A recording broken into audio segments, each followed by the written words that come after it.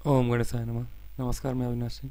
आज हम बात करेंगे चंद्रमा के चतुर्थ भाव में फल को लेकर। जैसा कि आप जानते हैं कि चतुर्थ भाव कालपुरुष की कुंडली में यह एक कालपुरुष की कुंडली है जो एक नंबर से शुरू हो रही है। ये किसी भी नंबर से शुरू हो सकती है। यहाँ चार की जगह कुछ भी लिखा हो सकता है। फिलहाल यहाँ चार नंबर दिख रहा है, जैसा कि चंद्रमा कालपुरुष की कुंडली में मूलतः ये यहीं के स्वामी होते हैं। हालांकि कार को भाव नशा दोष की बातें लोग करते हैं। अगर स्वराशि में हो स्थित कोई भी ग्रह, चंद्रमा यहाँ के कारक हैं चतुर्थ के, इस भाव के, यहाँ पे वो दिग्बली होते हैं। लेकिन चंद्रमा के कारको भाव नाशाय दोष के विषय में तो हम बात नहीं करेंगे। वह दोष अलग अलग कारणों से लगता है। अगर हम बात करें चंद्रमा के चतुर्थ भाव में प्रभाव को लेकर, तो हमारे पुराने ज्योतिषियों ने जो कहा है वो कह देता हूँ मैं। वह अगर जातक है तो जातकों को तो बड़ा ही शुभ कहा है उन्होंने। अगर जातक है तो चंद्रमा उसे सुख और भोग दोनों ही देते हैं, प्रदान करते हैं।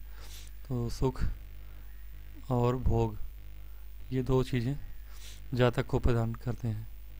किंतु जाति का हो, यदि स्त्री जाति का है तो उसके लिए थोड़ा सा इसमें अंतर बताया है। जाति का है तो वो इसमें जैसा कहा है दुर्भागा होती है, ऐसा हमारे ऋषियों ने कहा कि दुर्भागा होती है, यानी कि अच्छे भाग्य नहीं होते हैं। चंद्रमा यदि स्त्री के राशि स्त्री की कुंडली में चतुर्थ भाव में हो तो ऐसी जाति का दुर्भागा होती है। किंतु यह कब कब होता है ये हम जानेंगे आज।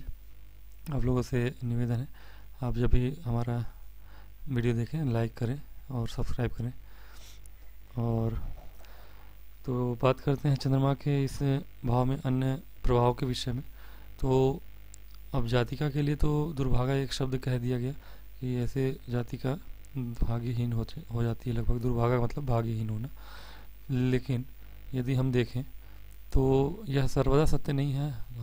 पूरी कुंडली के अनुसार ही आप भाग्य तय करते हैं, कर्म तय करते हैं। मान लीजिए कि यहाँ यह चंद्रमा केंद्र में ही है, केंद्र के स्वामी होके आप उच्च के बैठ जाएं, या उच्च नवांश के होके बैठ जाएं, या अपने उच्च के राशि में यानी वृषभ राशि में बैठ जाएं, या फिर स्वराशि के हों और किसी और शुभ ग्रह के द्वारा, मान लीजिए बुध महाराज यहाँ हैं, देखे जाते हों, या शुक्र के द्वारा देखे जाते हों, तो स्त्री कारक ग्रह माता का सुख होता है। यहाँ पर जातक जातिका दोनों को माता का सुख होता है। दीर्घायु होते हैं ऐसे लोग। और दीर्घायु दीर्घायु में ये कह सकते हैं कि दोनों के लिए बोल रहा हूँ मैं, जातक और जातिका के लिए। तो ऐसे जातक और जातिका दीर्घायु भी होते हैं। सुख होता है, वाहन सुख होता है ऐसे व्यक्ति को, वाहन का सुख होता है। वाहन के सुख की कमी नहीं होती ऐसे जातक को जिसके चंद्रमा उच्च के नवांश में हो।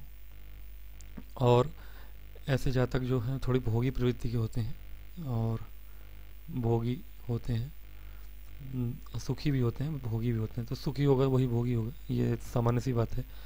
और त्यागी होते हैं, मतलब कि त्याग करना भी इन्हें पसंद होता है। ऐसे लोग त्यागी होते हैं। भोगी होते हैं, वो भोग करेंगे लेकिन दूसरों पे खर्च भी करते हैं, त्यागी होते हैं।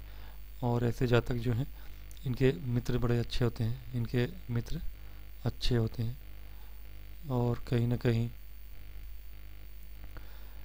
अब ये सारी चीज़ें खूबियाँ हैं जो चंद्रमा यहाँ प्रदान करते हैं जातक को। कुछ न कुछ चीज़ें यशस्वी बनाते हैं लोगों को। यहाँ पे बैठ के चंद्रमा यशस्वी बनाते हैं।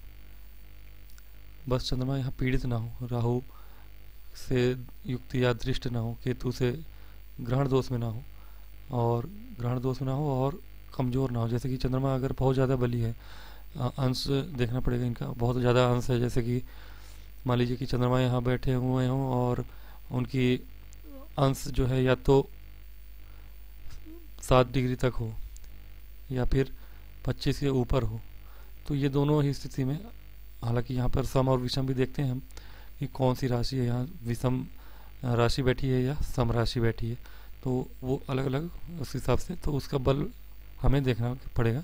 चंद्रमा किस राशि में बहुत ज़्यादा बलवान होंगे तो ऐसा आदमी दीवा स्वप्न देखता रह जाता है, सपने बड़े बड़े होते हैं, करता कुछ नहीं है। तो चंद्रमा यहाँ बैठ के अच्छा ही करते हैं मूलतः। नमस्कार।